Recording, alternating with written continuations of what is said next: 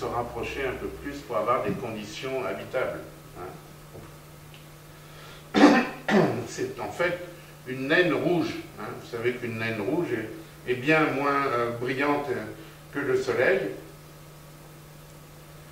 Et donc la première des planètes habitables, ça serait Gliss 581c, qui serait un peu plus grande, 1,5 fois plus grande que la Terre, et qui serait située dans la zone habitable. Il y en aurait une deuxième, et peut-être même une troisième, D et G. Je dois avoir... voilà. Donc, alors, j'explique ce graphique qui est important. Ça, en vertical, c'est le type d'étoile. Le type d'étoile par rapport au Soleil. Voilà, ça c'est notre Soleil. Notre Soleil, c'est une étoile tout à fait standard et une des plus courantes. Mais ce qu'on a découvert pour le moment, ce sont des planètes autour d'étoiles moins brillantes, du genre naine rouge, qui ont une masse beaucoup plus faible que celle du Soleil, en gros la moitié, quelque chose comme ça.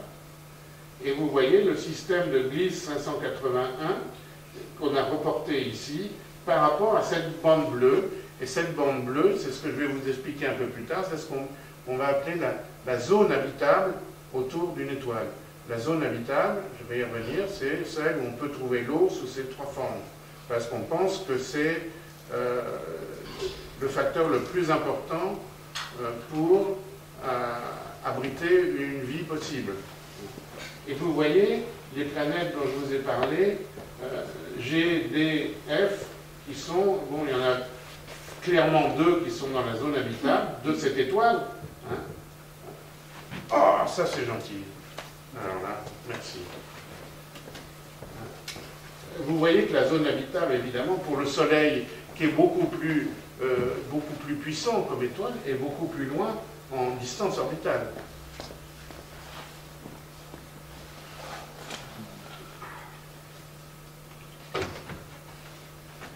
Et donc F, 581F, qui est à la limite de la zone habitable. Voilà le petit spectro qui permet de détecter, de faire ces mesures de vitesse. On a eu la chance de le visiter il y a 2 ans à l'Observatoire de Genève. C'est un bel instrument qui fait en gros 2,50 m de long, qui est sous vide, etc.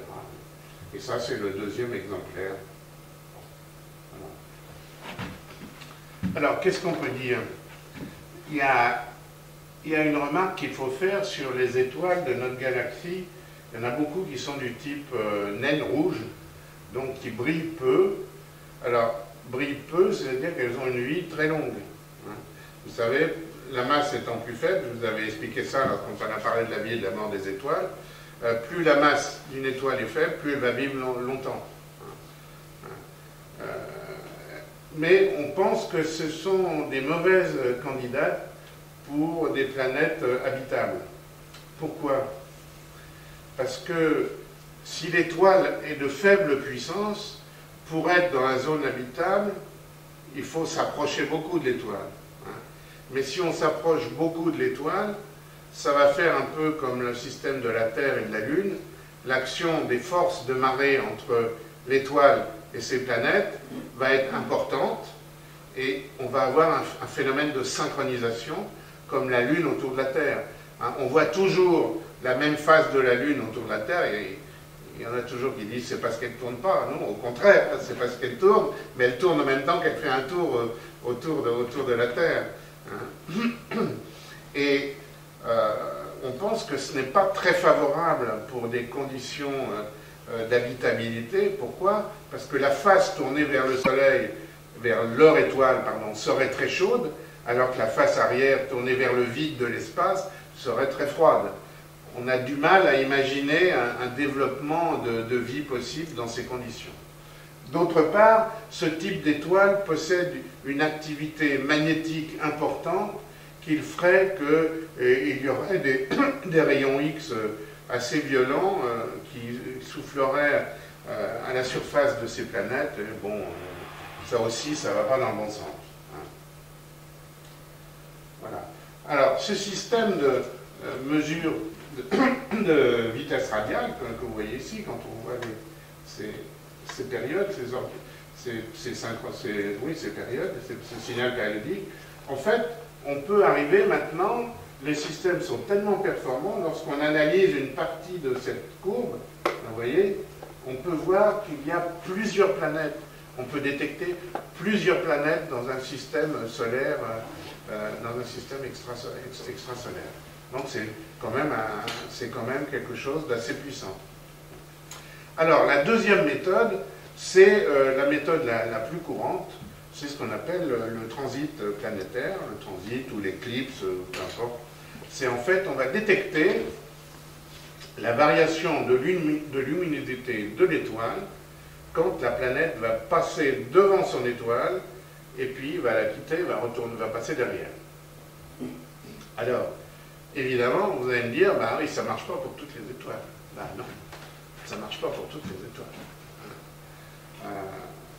Ça ne peut marcher que lorsqu'on arrive à voir des étoiles et des planètes par la tranche observée de la Terre. Donc ça limite le nombre de systèmes solaires à détecter. D'autre part, le flux lumineux, la baisse de ce flux lumineux entraîné par le passage d'une planète devant leur étoile est très faible. Je vous ai marqué là, dans le cas du Soleil et de Jupiter, c'est 1%. Jupiter qui passe devant le Soleil, il y a une baisse de 1% de luminosité. Bon, 1%, ça peut se détecter. La Terre, c'est 0,01%. C'est déjà plus dur. Donc, il faut des bons appareils de mesure. Voilà le principe. Vous comprenez tout ça. Voilà la planète qui tourne autour de l'étoile, de son étoile ici, et à un moment donné, elle passe devant le disque de l'étoile, et le signal lumineux que l'on détecte au moment du passage, eh bien, il diminue, puis il remonte. Et on va voir que la pente ici, ça va donner aussi une idée de la taille de la planète. Plus la planète est grosse, plus la pente va être grande. C'est donc le principe du transit. Voilà d'autres images. Alors évidemment, il faut faire attention. On peut avoir des signaux lumineux avec une même planète qui passe devant des étoiles de puissances différentes. Donc il va falloir faire attention. Donc on aura un signal différent alors que c'est le même type de planète, la même taille de planète. De même, on peut avoir pour une même étoile des planètes de tailles différentes qui vont aussi donner des signaux plus ou moins importants. Donc il va falloir aussi réfléchir un peu. Alors, pour une étoile donnée, la probabilité d'observer un transit est très faible, moins de 1%. Donc, on peut étudier qu'en gros 1% des étoiles, et il faudrait observer des millions d'étoiles pour un bon rendement. Ben, on a de la chance, c'est ce qu'on fait. En fait, on va étudier de nombreuses étoiles en même temps. Et évidemment, comme j'ai écrit, là, il faut être là au bon moment. Mais on va voir que ces relevés sont faits automatiquement et systématiquement par des sondes interplanétaires ou par des télescopes terrestres.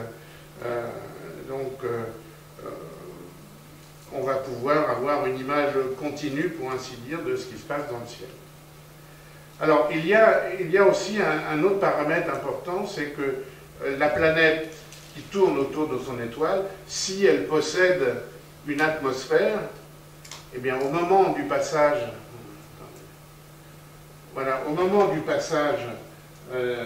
dans le disque solaire, enfin le disque de l'étoile, eh bien, on va pouvoir détecter, hop, là, il y a la lumière qui passe au travers de l'atmosphère de cette planète, et on va pouvoir analyser l'atmosphère de la planète. Alors ça, c'est intéressant, parce que l'atmosphère des planètes extrasolaires, c'est ce qui va nous donner une indication sur des possibilités de vie, des possibilités de vie extraterrestre. Voilà, premier transit est détecté en 1999 par Marcy et Butler de Berkeley, et ils ont trouvé une planète en orbite autour du nom HD, le catalogue Henri Draper, 209 458, situé à 150 années-lumière de nous. La variation d'intensité lumineuse était de 1,7%, donc ça veut dire une grosse planète, hein, encore une Jupiter chaude. Hein. Et cette planète est très intéressante, on va s'y arrêter 2 secondes. Ils ont mesuré la densité, 0,2, donc planète gazeuse, hein, normale. Elle a été baptisée Osiris.